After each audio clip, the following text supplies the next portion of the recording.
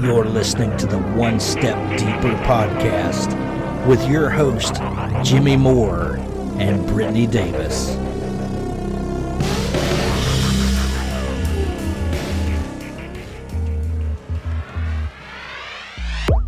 OneStepDeeperPodcast.com.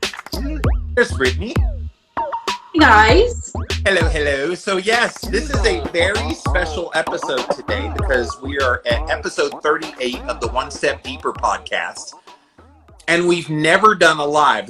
You and I, we've talked about forever. We should go live. We should go on Instagram and do a live. Well, guess what? We're doing that here today. This is an episode that will air in a couple of weeks. So those of you that are watching live, you're getting an episode before the next episode. And those of you watching it on the day that it airs, sometime in mid-September, you're watching it now in your version of live recorded live.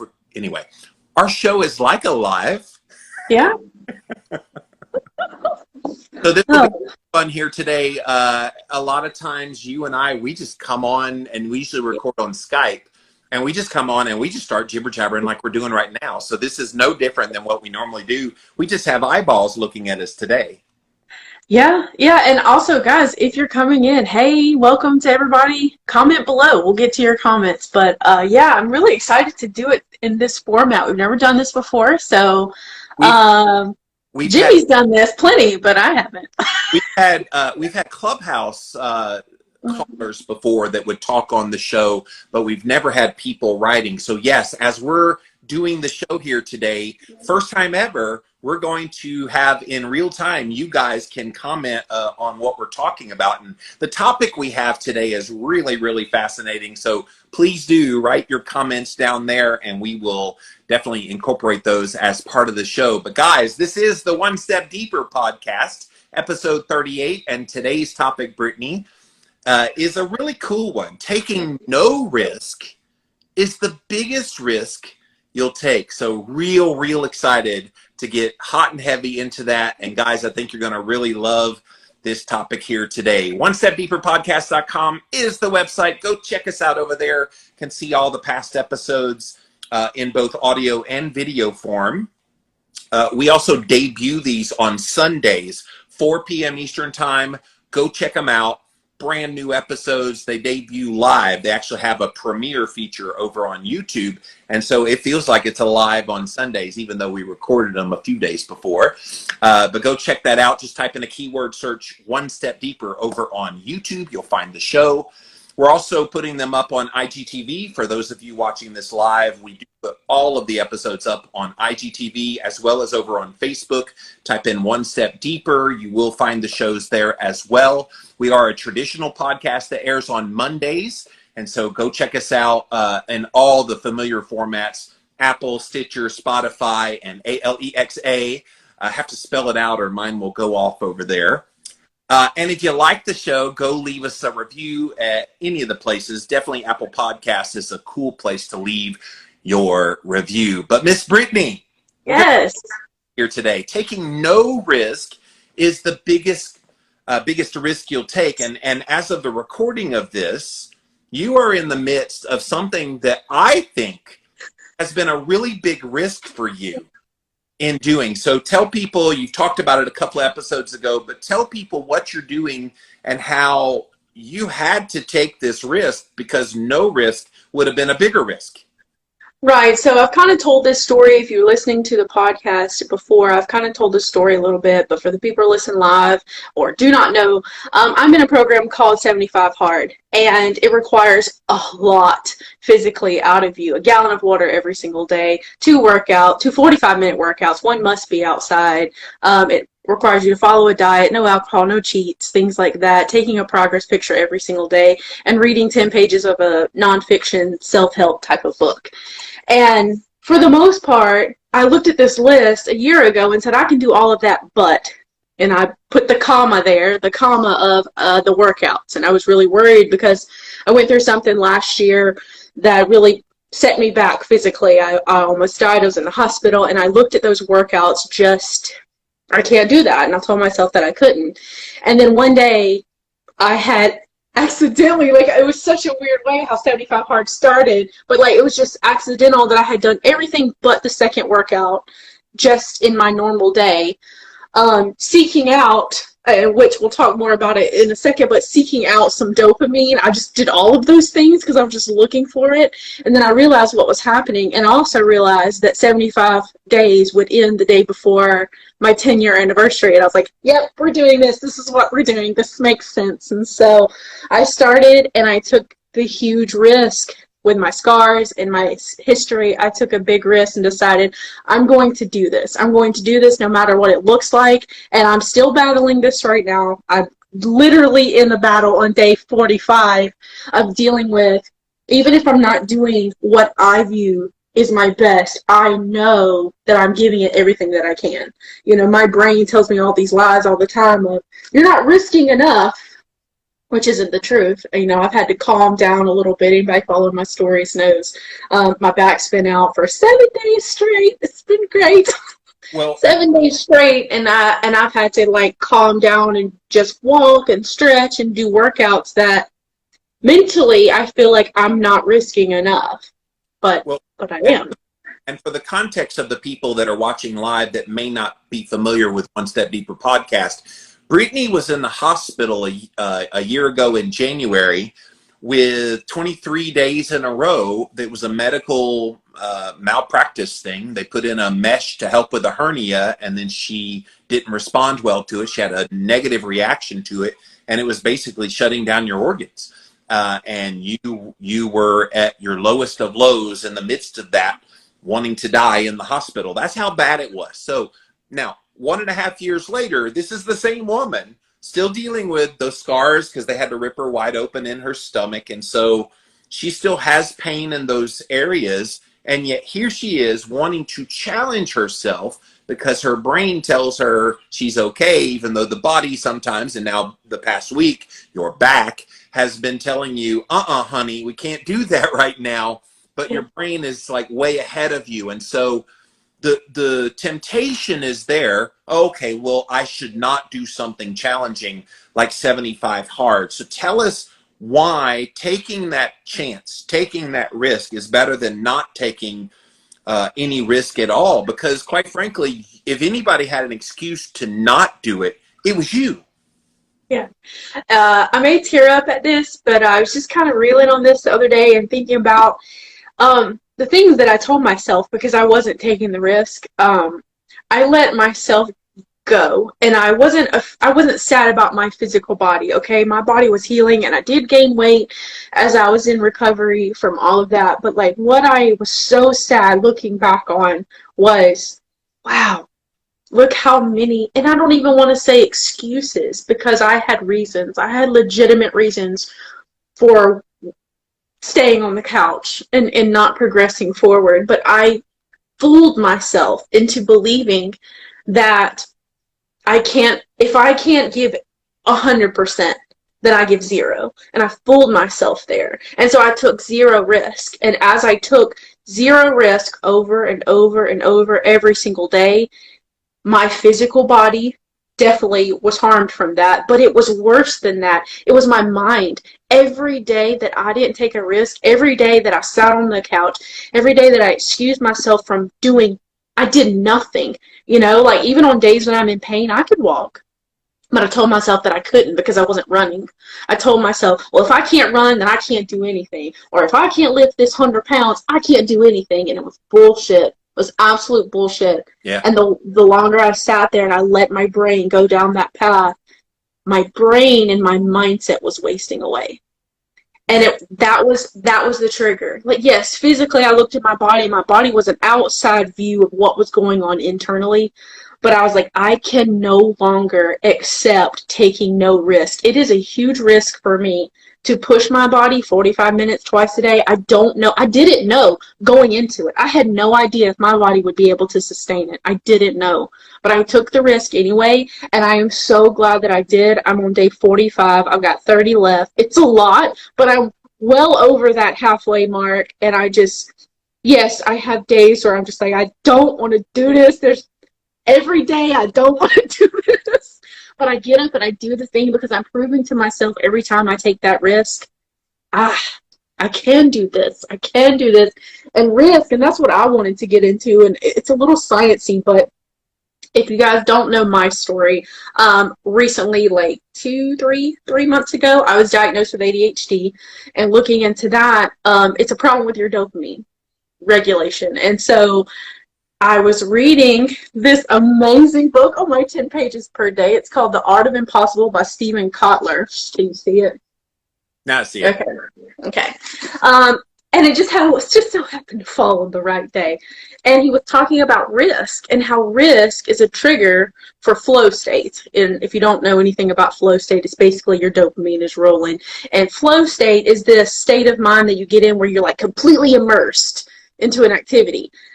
In the ADHD community, they call this hyper-focus. So you get hyper-focused on something. And so I found 75 hard, and I took the risk of doing it, which gave me that flow state hyper-focus, which was giving me dopamine, which, again, dopamine gives you goal-directed behavior. It gives you motivation. It gives you attention. It's that reward neurotransmitter that you're getting. And so taking the risk gave me all of those things. Even though it was scary as crap, not knowing what I was going to do, I took the risk, and then all of those reward things started setting in, and I'm like, whoa, this is really cool. And so now all I want to do is take more. I want to take more risk, bigger risk. Like, I'm trying not to be David Goggins here, but that's what I'm talking. Those big risks that just inside motivates you. It's pretty cool. Well, and we've talked a lot on this show about playing it safe and comfortable it is for people to play it safe. And so I see the people that don't take risks as being the comfortable safety people. And they love to stay there, Brittany, because if you don't push yourself beyond that, then you have fooled yourself into thinking that, okay, everything will be just fine, everything will stay calm, everything. And what you find is exactly the opposite, what you were just saying a moment ago, of when you weren't doing anything, chaos was ensuing. It wasn't until you pushed yourself to take the risk. You lived out that taking no risk is the biggest risk you'll take, because every day that you weren't taking that chance and taking the risk, you were getting more and more and more chaotic, and that was causing more problems than had you just taken a risk to begin with. Oh, yes, absolutely. And so I was reading one of my other books, guys. I reference books because when you're doing 75 hard and you're reading all these books, there's a lot of information. So I was reading Brene Brown's book, and she was telling the story about this guy who had guarded himself, and I think she had even heard it from somewhere. It was more like a metaphor, not an actual literal thing that happened. Is that Dare to Lead? Dare to Lead, yes. Dare to Lead by Brene Brown. And she was referencing this guy who played it safe. He didn't want to get hurt because he knew love, risking falling in love also meant risking his heart and risking being hurt.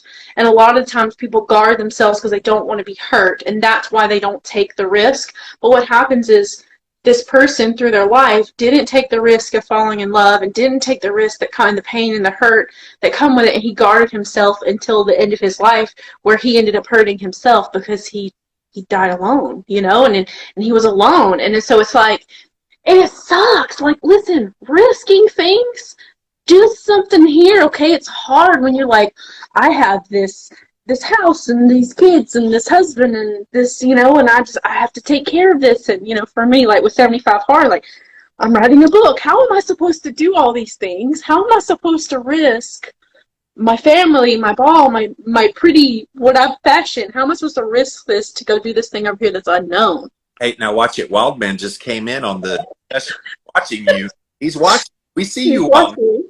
Yes. Oh, goodness. Yes, Wildman is my husband, for anybody who didn't know. That's what we call him here. Well, what everybody calls him, Wildman. But anyway, like when you shut yourself off, if you don't take those risks, I mean, whether it's a physical risk in your body, an emotional risk, an intellectual risk, a creative risk, a social risk, we're not just talking about doing 75 hard and physically pushing yourself. There's risk in multiple areas of your life. And when you don't risk, putting yourself out there emotionally, you're not going to get anything in return. If you don't put yourself out there creatively. This is me. A lot of the time, Jimmy's has to push me. Come on, just put it out there. And I'm like, no, but what would people think? And now I really don't care. But that was a lot of the problem with. We talked about doing One Step Deeper months before we actually did it, but that was because I was afraid to take the creative risk to start this because there was really nothing like what we do. Well, and it was a risk for me because I had never done a non-nutrition. Yeah. Well, and the volatility of a new co-host that's not seasoned, although you were seasoned from the beginning, and that's not cool. But right. But it was a risk somewhat for me as well because right. Would people respond to a mindset podcast as talking about keto and fasting and cholesterol and all the stuff that I talk about, which don't get me wrong, I love talking about all those things, but I was kind of getting bored with those things. I needed a new challenge. And so the risk for me was, could I pull that off? And we've had a lot of people watching and listening to the show. So I'd say, yeah, I think we did pull it off. Oh, I think we have. I mean, this is episode 38, and like we're coming up on a year now of doing this, and that's kind of blowing my mind. But that's what I was getting back to, is taking the risk, maybe not right away, but somewhere in that risk taking, you get that dopamine hit, that rush of, oh, look at what I'm doing. Like, this is really cool. Look what's happening. And it gives you more. And sometimes it's better than you expected. That's a beauty. When you take a risk, like, look, when I started writing books, for example, for the first time, I didn't know that someday I'd be an international best-selling author. Had no clue that was going to happen, but it did. When I started the podcast, Living La Vida Low Carb Show podcast in 2006, I had no idea it would go on to be the longest running health podcast on the internet. I just started. It was a risk. Let's see if people like my voice and like what I have to say and like my goofy personality. And apparently they do, because they still listen and they still engage in the content. And so sometimes those taking the risk will surprise you by the response. And by the way, you're watching a live version. If you're watching on Instagram right now, we are recording a live episode of our show called One Step Deeper podcast. This is episode 38. Taking no risk is the biggest risk you'll take. We've never done a live show before. We decided to do it here on Instagram. If you're watching in real time, it airs 2 weeks after we did this, but you guys get the scoop. But what we want you to do is write your comments if you have anything you want to add to the discussion here. But I did want to shift, since you talked about 75 hard. I'm about to do something really, really hard. As of the recording of this, starts tomorrow. By the time this airs, I will have killed myself for 2 weeks. So. But it's 100 days of what I would consider a very hard schedule. I'm calling it Stay Batical to 50, turn 50 in December. And I wanted to take a risk, Brittany, partly because you inspired me watching you go through the 75 hard. You and I actually talked about 75 hard quite a bit before you just randomly started it one day. And so I put together this list of things. And I mean, it's hardcore. It's like every other day fasting. It's only animal foods. It's only water to drink and salt, the element that is what we're using. And then like flipping a tire, red light therapy, vibration plate, infrared sauna, grounding, 2 60-minute walks a day, ice bath. It's just all these crazy things all at the same time, just to see what'll happen. Now people are like, well, what is this, a weight loss journey? And I'm like, I don't care about that. If I had to boil it down, it's am I willing to take a chance and take a risk challenge? Because it's a big one. 100 days. 100 days of that. What was I thinking? Like, but I wanted it to be a risk. I wanted it to be something that by the end of it, I go, crap, what was I thinking? Or holy crap, I had no idea I was capable of that. And either way, taking that chance is going to prove a lot of things for me mentally, that if nothing changed physically, which is impossible, something's going to change physically.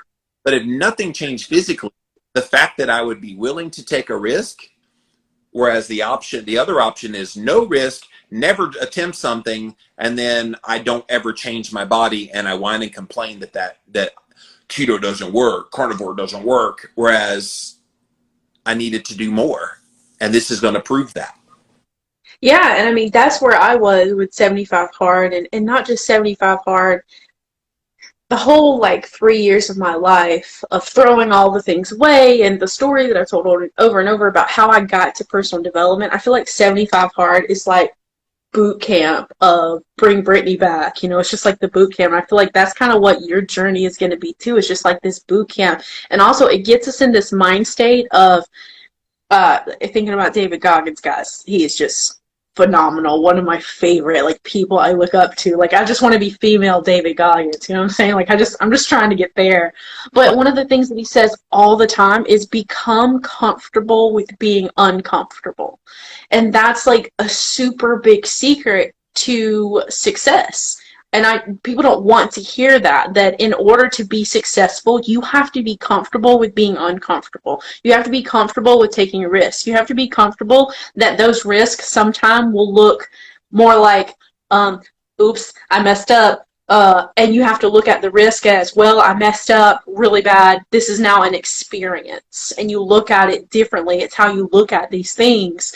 And it's that whole become comfortable with being uncomfortable. I've tried to let that be my mindset. I'm still like working on that. I was super uncomfortable this morning.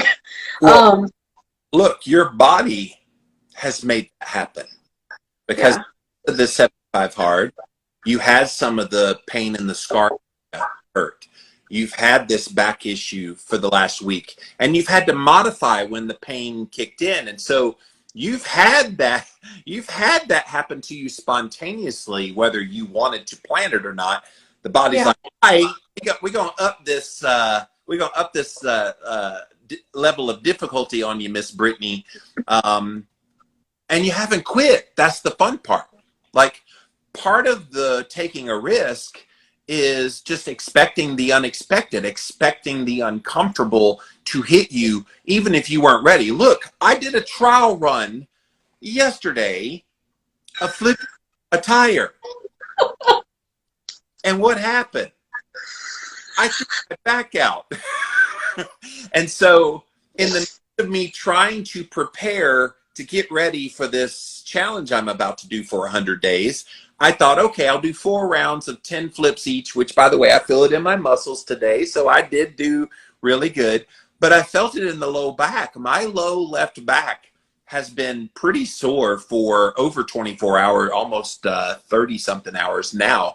And finally I got it to loosen up. I have a massage chair and other little toys that I've been just like working on that back, and it finally let loose of that. I'm about 75%, and I'm hoping a good night's sleep when I wake up in the morning and, flip it for the very first time.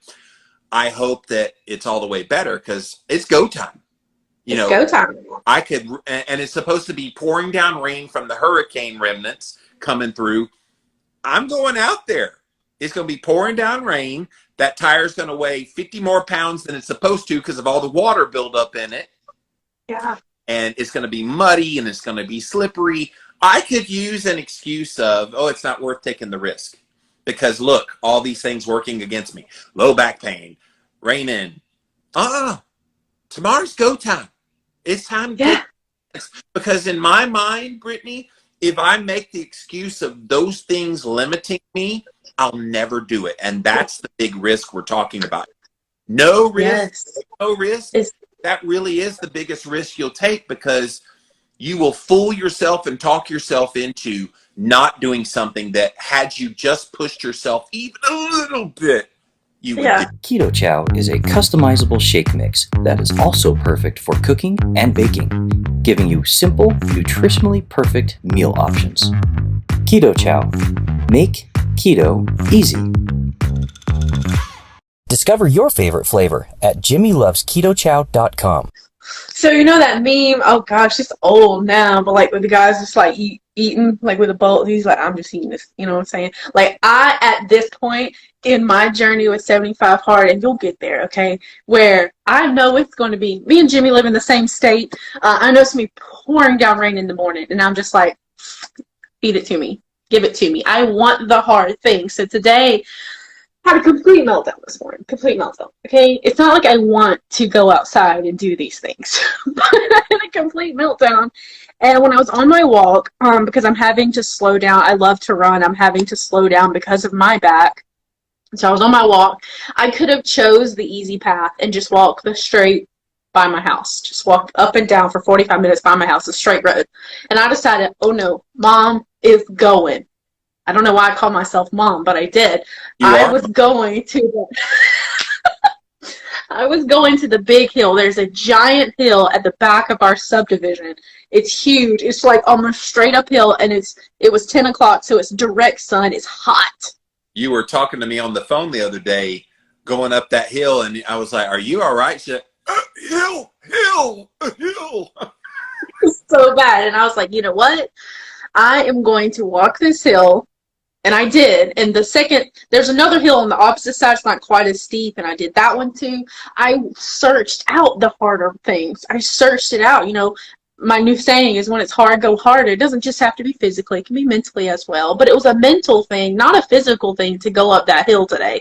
I knew that I physically had to not run because of my back. I can't aggravate that anymore. But I could walk, and I could definitely walk at an incline. I could have used every reason to not, but I did it anyway, and that gives more. I took the risk of going up that hill, and getting at the top of that hill and looking down feels so damn good. I cannot explain it to people other than people who have been there. So doing a challenge like you're doing, or, you know, doing the 75 hard program, it's when you get to the top of that mountain, you took that risk, and you're scared to death, and you're just like, wait a minute. I did it. I did the thing, and it just feels, oh my gosh, y'all. The world has stopped. My dad has just got on the podcast. My dad is listening. Hi, Dad. And I actually wanted to talk about him. My stepmom was on a while ago. But my dad recently took a huge risk. He started his own business that all of us in the family have been saying for years, do it, do it, do it, do it, do it. You need to do this. And you know what? I bet if we had him on, he would tell you it's probably one of the hardest things he has ever done in his life, because he's having to risk over and over. He's having to risk everything that he's worked so hard for, taking a chance and a risk on himself. Well, Brittany, let's him up if he wants to come on. Oh gosh. All right, Mike, open mouth, insert foot. I'm going to pull you up, brother. We'll have to tell that story live here on the One Step Deeper podcast. Oh gosh, that could be something. I don't think he's ever done Instagram Live before. Mike, come on, brother. Come on, you can cuss. He says he can't cuss. Can I cuss? That already. Oh, there he is. We got you. Look around. You see your. Hey, Mike, you're on the air. Flip it around. Let's see you. Mike, you're I think on the you got air. me now. There we go. Boy, ain't I handsome. Woo! Very humble Dad is. So. Yes. It looks like you're at work now, Dad. I'm actually eating lunch. We're having Ming Ming. Taking a break. Good for you. Yeah. So tell us about the risk. Like, what made you decide to take the risk? Don't do it. Don't do it. No. No, it's been can I say it? Hell. Yeah. But still glad I've done it. Yeah, I mean, do you have like I've seen some of the projects that you've done. Like, you gotta have some sense of pride, knowing like, hey man, I did that. I've put in the work for that. No. I still feel like I can do better. Can do better. You know, you have that same problem, Brittany. From. Oh yeah, she Yes, gets it from her dad. Yeah. We've always had this issue, and about a year ago, I kind of realized finally what it is. She's just like me. We are that out. Oh, and you got the same laugh as him too, Brittany. See, I like that we have your dad. See, why don't you go bald-headed, Brittany, and then you can match me and him, and we'll see how much you look like your dad. Bald is beautiful. No, let's don't do that to your daughter. It's about the best I can do. But yeah, like, I know, Dad, like, you push yourself a lot when it comes to the business. I've seen you do that. And And I know, like, you're joking around, but I've also had those conversations with you that you had to see. At the end of the day, even if it doesn't work out how you want it to work out, you had to see if you could make this work for yourself. Honestly, yeah, but I had about killed myself. Luckily, my wife and one of my lifelong best friends said, "You need a break," and they made me take a break, and it's been the best thing for me because now I get out of here on time. I'm not going back to that working 24/7. It was killing me. Yes, and I think that too, though, is a risk when you think about it. Like having to rest in your brain. It's the same as me. We work the same way, guys. You know, me and my dad, we work the same way where we take this risk. We want to push more. We want better. Keep going. And it's a risk for us in our brains to take a break and to calm down because we think if we take a risk, oh my gosh, nothing's going to work out. Nothing's going to, you know, I'm the one. I have to take on all of this stuff. And so it's a risk, too, to take a break. I don't think we're going to get him back. It was a risk bringing on your dad, but it was a risk worth taking. Yes. It was so funny. I've never seen your dad before. You have the same mouth structure. You have the same kind of personality. There are a lot of things that I was like, I see Brittany in your dad. So thanks for coming on, Mike. Appreciate that. Yeah, big risk. We got it in. It was cool to have him on for a second, but yeah, well, I would love to do a whole episode with him and talk to him one day, but I'm just going to they will probably demonetize that whole episode. So. Me and my dad together could be quite a mess, but hey, that was cool to have him on for just a second, even though not great Wi-Fi. Yeah. But yeah, this topic applies in so many ways. I mean, I even think back when I first started going full-time with what I do, the Live in La Vida Low Carb concept, that was a huge risk. Like I was in a 9-to-5 job, technically 8-to-5 job, and it was customer service and it was very menial and it was not great. And I just remember thinking, there's so much more. And I wish I could have that more. Yeah. But you can't wish for more and then not take a risk. Like the risk is saying, okay, I'm going to throw the dice and I could get more. I could stay the same or I could lose it all. That's the risk. And right now you're kind of doing that risk of, hey, I'm doing this podcast with my best friend. Let's see how it goes. It's going well so far. You're going to write a book with me, and we're going to throw that out there. It'll be my 10th book, your first book, first mindset book that I've done. That's a risk. I don't know how it's going to be received. My followers and the people that follow my work, will the people that bought my other books, will they buy a mindset book after writing nutrition books? I don't know. Yeah. But the alternative of taking that risk and seeing what happens is the bigger risk, because I'll be like, I wonder what would have happened if, and you take away the what if, you kind of like throw it out there and see what happens. Yeah, David Goggins talks about this. I don't want to get to the end of my life and go, what if I had done this? What if I had done X, Y, Z? I don't want to do that. If I think of it for 1 second that I want to do it, I want to go after that thing. And I think about writing this book.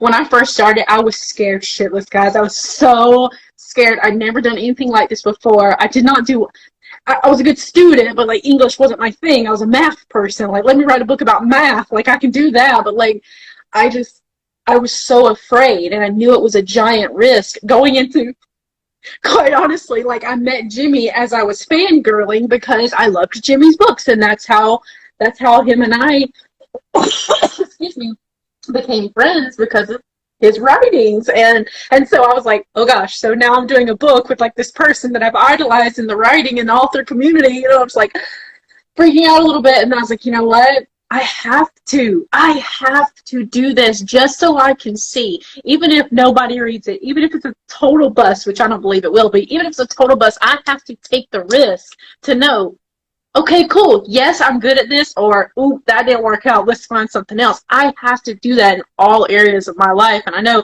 my dad's still on, and he trips me up because he makes fun of me all the time because I've tried this and this and this and this. I do that because if I think about it, I have to try it to see if I'm good at it. You've got to see what sticks, Dad. Don't you know this means? All right, what stuck?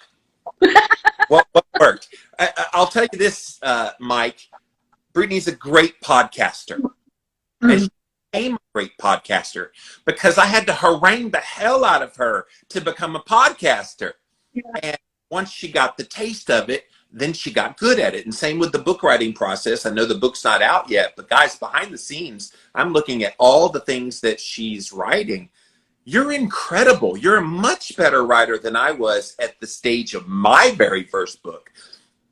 My very first book, I was like, please don't piss your pants doing this. Like, it was bad. But now, 10 books in, I'm ready to like, okay, this is like automatic for me now. And I think by book 2, you're going to be probably automatic by the time you get to your set. After you hold your first book baby in your hand, which, by the way, guys, One Step Deeper journal is what we're calling that. And you're going to hold that book baby and you're going to be like cradling it. You're going to go to bed with it while I'm going to be like, get that book out of here. Amy says that you inspire her. Amy, I love you. Oh gosh, I wanted to take it back to this quote that I had written down that I was just like, absolutely. A lot of people ask me about my story and all the shit I've been through in my life over and over and over again. They're like, how the hell are you still standing? And I have to think of it this way, and it goes with risk too, and I never really realized that at every point I get to this point where I'm like, okay, I'm done with this and what my life looks like here. It's time to take that risk and go this way. Like, whatever it takes, I have to go this way. It says, don't think about how hard your journey is. Think about how great your story will be. Y'all, my dad. Your dad is trolling you a bit. Oh, of course she's a good podcaster. She takes after me. She's more refined than you, my brother. So.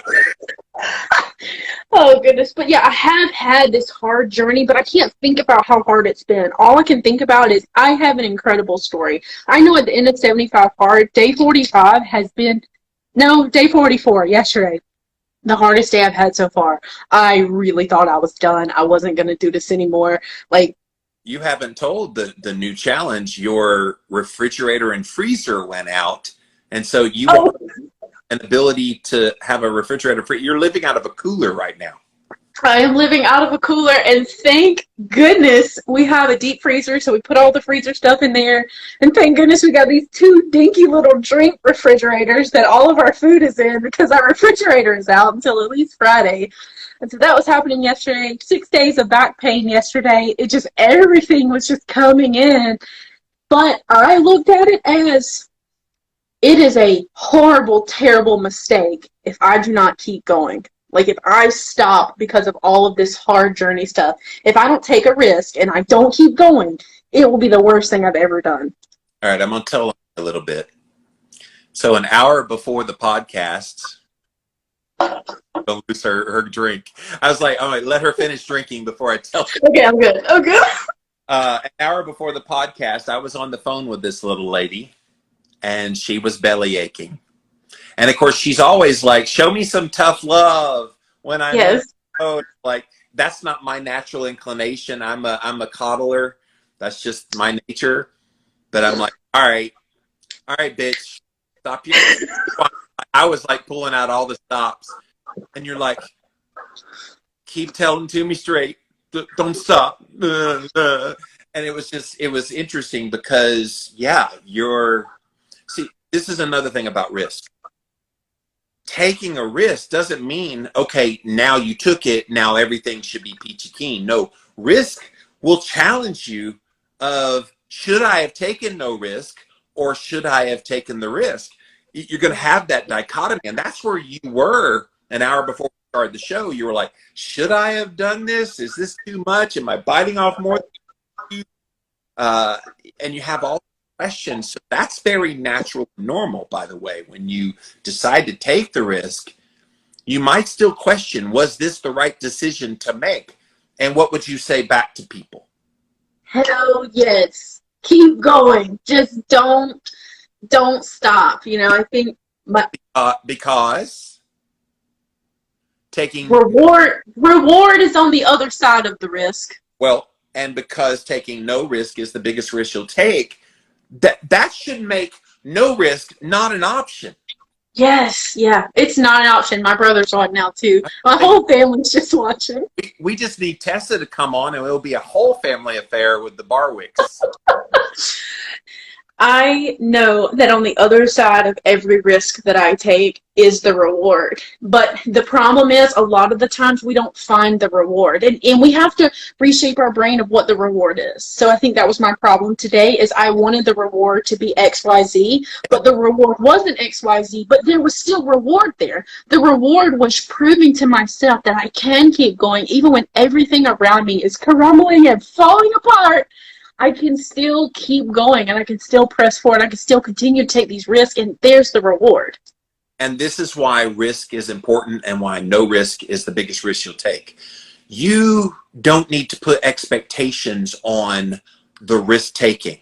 And you did, by the way. You wanted weight loss. You wanted size difference. And that's what you bet the most about to me. I was like, Brittany, what about the mindset changes that you've talked about? And you're reading whole books at a time, like in record time, and like pay attention to the things that are changing as a result of that risk, and I feel like we get caught up in, well, if I don't meet the expectations that I set for myself, that the risk wasn't worth it. Look, I'm about to go on this 100 days.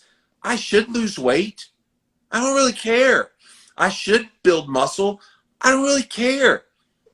I should change my body and change my mindset completely over 100 days of all these things I'm going to do on a daily basis.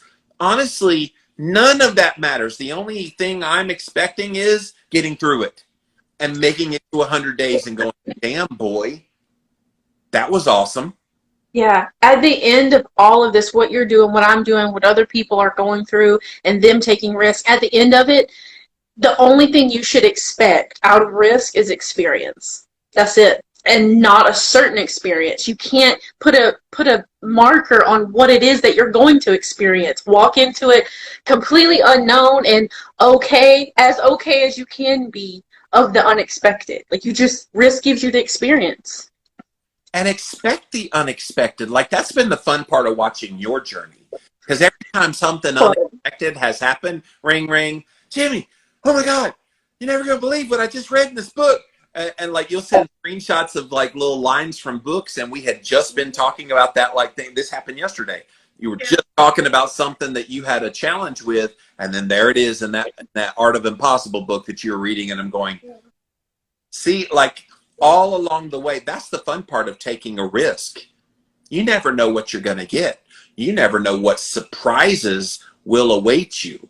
Like, I hate running. You love running, but I hate running. But maybe I'll get to the point in this challenge where I'm like, I'm going to try to run.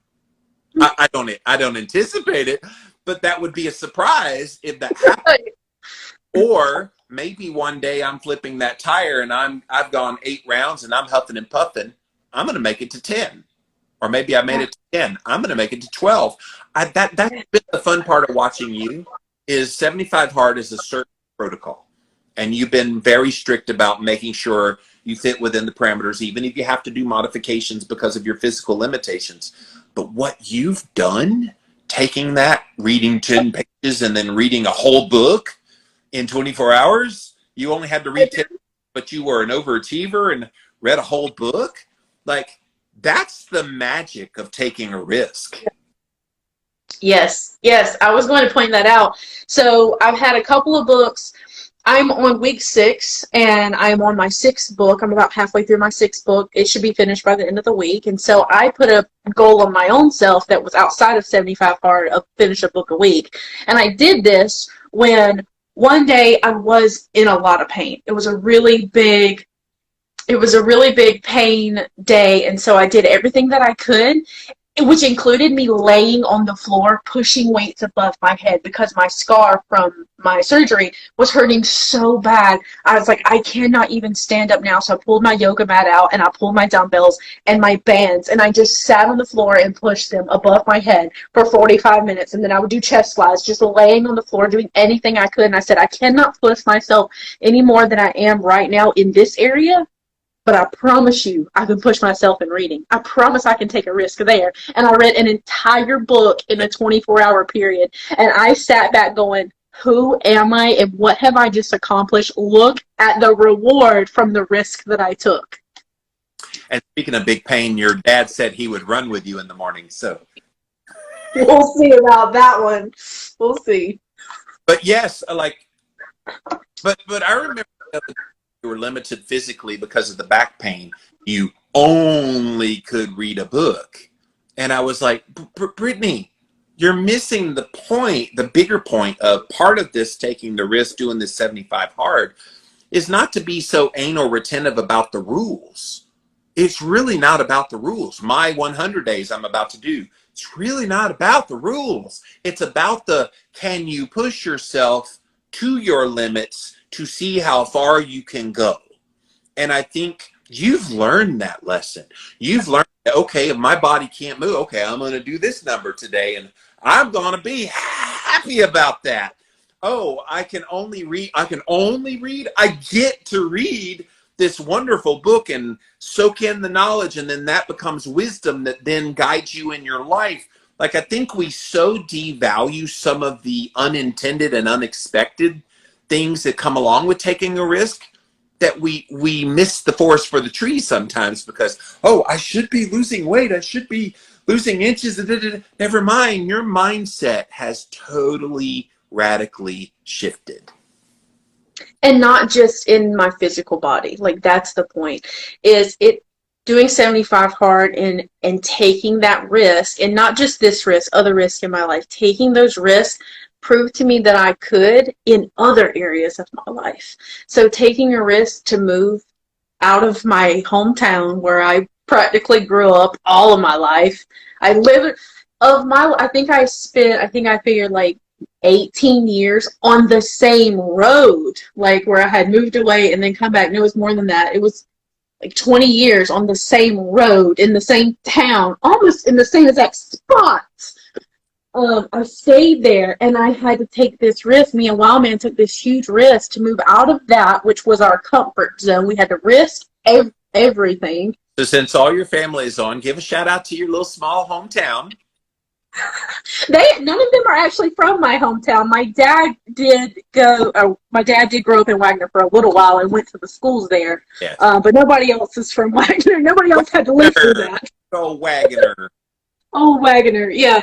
But me and Wildman took the risk to move here and took on a lot bigger space and stuff that we never lived in a place like this. I never lived in a place like this. Wildman never lived in a place like this. It was a huge risk for us to come here, but I'm telling you, it was the best thing I have ever done to take that risk, to get out of my comfort zone and to push forward. And I got experience. I've gotten everything and more that I wanted from this experience. Well, and the risk came with challenges. We talked about this in previous episodes with you moving to Aiken, where you are now in a much bigger house out of the trailer that you were in Wagner. But it was like a months-long process. I remember talking to you. We are best friends, so we talk often. Yeah. So I remember talking to you, and like Wildman wanted to stay, and so it's like you kind of had to convince him. So that was part of the risk too. How do I convince my husband? And no, it wasn't to live closer to you, Mike. I promise you that wasn't the reason. But it's just a happy bonus, right, Brittany? So, but like you had to convince him. You had to look at the financial aspect of it, which unbeknownst to a lot of your family, you were saving money so you could make this move. So like there was a lot of preparation that went into taking the risk, and then you jumped when you were ready. Okay, just spit whatever. On that note, if you see somebody in your life taking a risk, shut up. Shut the hell up. Leave them alone, okay?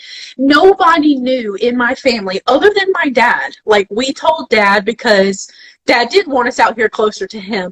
But nobody in my family, in my small town family, knew where we were financially. And we kept it that way because to them, like, we almost didn't tell them anything at all until we secured a house. And we definitely did not tell them what our house cost because their eyes go like this and they're like, what? You can't do that. And I just started hearing this noise. And the noise when you're taking a risk can stop you. It can stop you in your tracks. And I didn't want to hear the noise because I didn't know if I could fight that. So if you see somebody in your family taking a risk, just shut the hell up and let them do it, okay? If you have nothing positive to push them along and say, I'm here with whatever you need on your hard days, I'm here, shut the hell up and let them do what they got to do. Yeah, I experienced the same thing when I went full-time, yeah. What I do now for a living, podcasting, book writing, all the things. And yeah, I mean, I was married at the time and her family was like, how are you going to take care of her? And and I'm like, just trust me. I'm going to make something of this. And even my family was like, yeah, that's not a job. I'm like, well, it is. It's just not a traditional job, but it's still a job. And here I am now, 15 years later, still making it work, still as my job. Now, it was hard, just like Mike was talking about starting his business. It's very hard at the very beginning because it's a lot of upfront kind of labor. You're kind of putting in the effort. In my case, having to try to build an audience, create my craft, not making no money at the beginning. That's the funny part too. And then eventually people are like, oh, wow, I like what you do. You've got a following. Let me pay for sponsorship. And so then we get sponsors. And then, oh, wow, you have a long-standing podcast. I think it was like 600 episodes before I got my book contract. Wow. I guess you're not going anywhere. No, I'm not. I'm the 1800 on Living La Vida now. So I got a book deal out of that. And so it's amazing. You have to take a chance to get anywhere. And if you take no risk, don't expect things to change. Don't expect anything to ever happen in your life if you don't step in faith. I feel like a Baptist preacher now.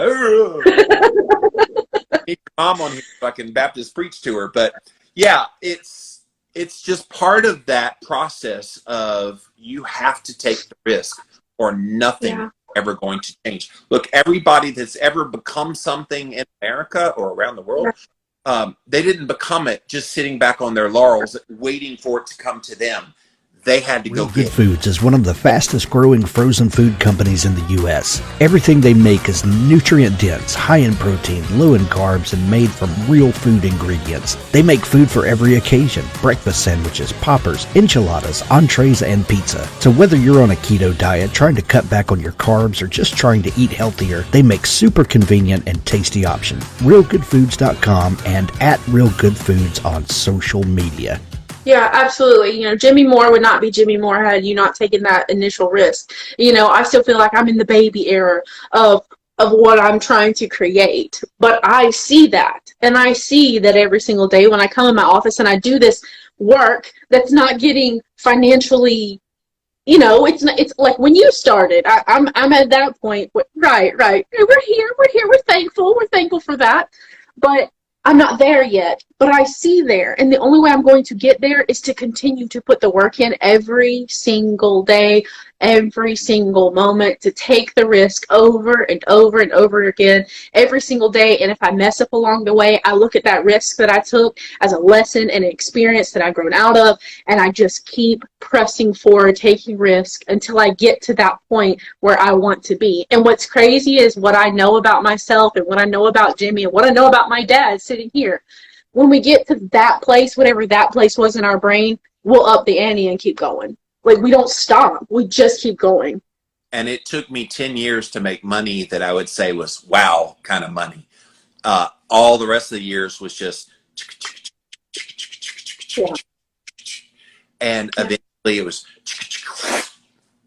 and it was wonderful when it finally paid off, that you're like, all those years of hard work, of taking that risk, taking that chance, could have given up at any point and almost did, 4 years in, almost gave it all up, but then I stuck through and like we talked about, push forward and not let it go. I pushed forward, and then it paid out. It paid out. Yeah. My brother made a comment, said, what about me? I'll say that too about my brother. He's done the same thing. He's taken a huge risk right now that many people in the family are down on him for. He's going into video gaming. Is he the gamer? Yeah, he's a gamer, a professional. Brittany talks about you all the time. I'm like, yeah, that's cool, man. I like what you're doing. I do, but a lot of people in the family have died. Yeah, on that, because what you going to do with professional video gaming? You know. It's what I say to those assholes. So exactly. And I'm so proud of him for taking that risk. My family, how do you make money podcasting and writing books? Watch me. That's how. Watch me. We're out of time, Brittany, so we need to end the show. Episode 38, One Step Deeper podcast. Taking no risk is going to be the biggest risk you'll ever take. And hopefully you got a lot out of me, Brittany, and Brittany's family. The whole Barwick family was here, basically, except for Tessa today. That's cool. They're all on Instagram. They're all hanging out and supporting you. And Wildman was here as well. So lots of support for you here today. Close the show, Miss Brittany. Thank you guys for being here. Episode 38, taking no risk is the biggest risk that you'll take. And on, oh my gosh, wow, of course, live I'm going to do this. YouTube, 4 p.m. Eastern Standard Time is where you find all the episodes. The first time, that's where we premiere them. After that, you can find them on Instagram at One Step Deeper Podcast. And you can find them honestly on onestepdeeperpodcast.com, and then over on Facebook as well, One Step Deeper Podcast, Facebook community over there. Oh my goodness. See, you don't laugh at me, okay? Don't laugh at me, I'm trying. And then Mondays. Her part in post-production of, all right, she said the Instagram, then she went to the website, then she went back to Facebook, so I'm going to have to really work on that. Oh my gosh, I'm still a baby, okay? So anyway, and then Mondays, we are a typical podcast, so you can listen to us on Mondays.